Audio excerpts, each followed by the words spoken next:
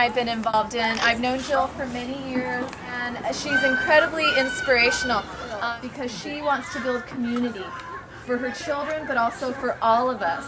I never cared that much about local politics, but now I just realize how important it is and how normal, everyday people getting involved can make such a difference for our community and our children and all of us. So I want to thank all of you for being here. I'm the treasurer, so you can send me the checks. We don't have special interests supporting us, so we need small donations from anybody who would like to help out. So thank you very much. Now, we've known Jill for a long time.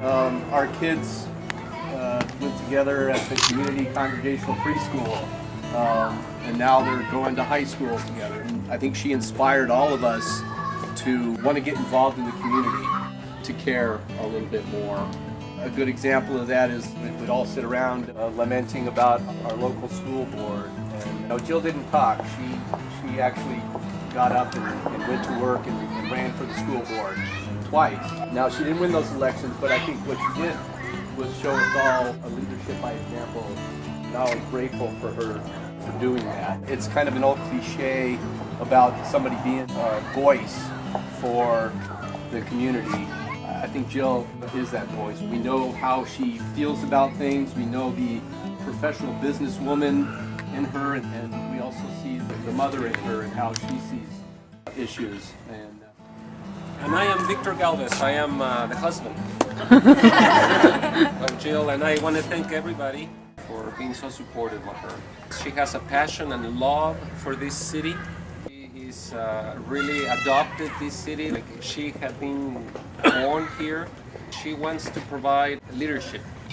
Leadership in the city council, in my opinion, could be used. I am fully supportive of her. I think she would make a great city council. I wish her the best. And, Thank you all so much for coming here tonight. Chula Vista is the best place on earth. I love living here. I moved here 17 years ago. Victor and I just celebrated our 17th anniversary last night. We met in Michigan. I was at IBM and he was my customer at Michigan National Bank. And Victor came up from Mexico City when he was 17. His parents were diplomats and they worked in the consulate, and his uncle had been a governor of Mexico and an ambassador to China.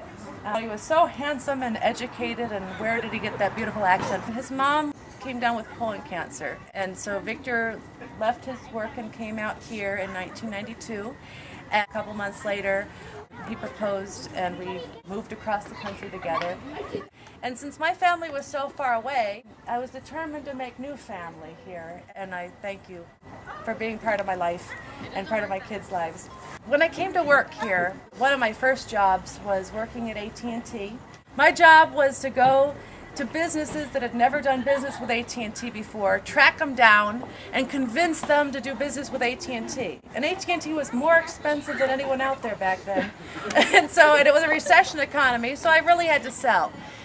I would read the San Diego Daily Transcript every day, the San Diego Business Journal every day. We were living in Chula Vista, loving Chula Vista, and I really wished that I could sell to businesses in Chula Vista.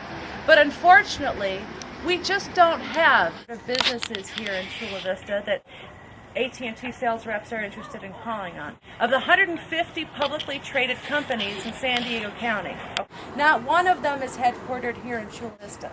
We're the second largest city in the county. We're the 14th largest city in the state of California. We're the 89th largest city in the nation.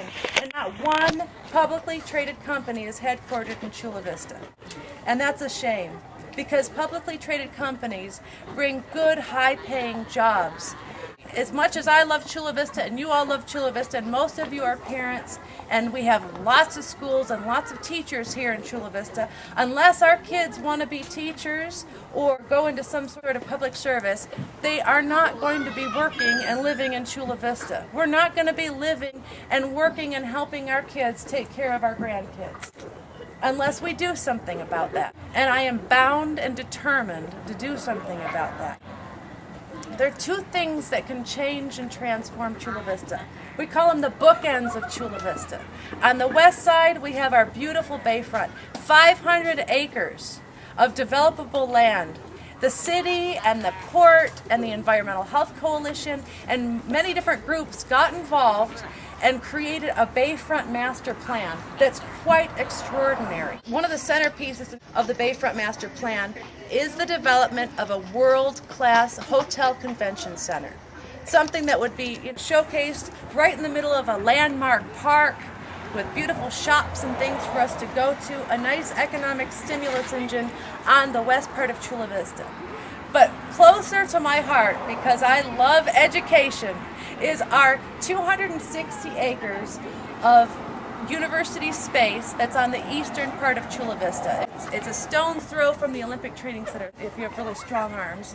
Yeah, right. It's 260 acres for a university, plus 75 acres for a business park.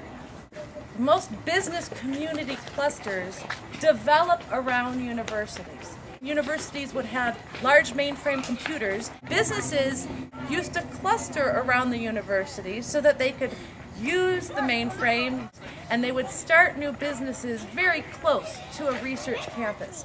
Well, nowadays, people can go down to CompUSA and buy the same kind of computing power for $1,000 that used to cost $5 million. So that's no longer a hub for the universities, but what is a hub are the biotechs, protein sequencers.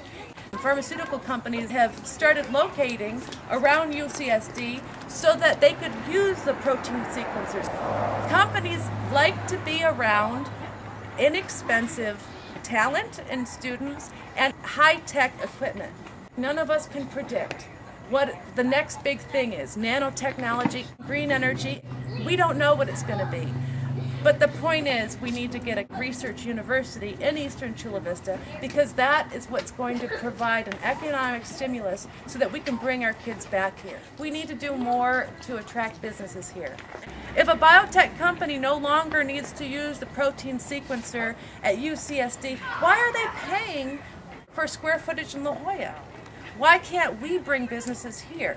We can. We need people that are dedicated to changing things. And I commit to you that that's what I'm going to do. I love this city.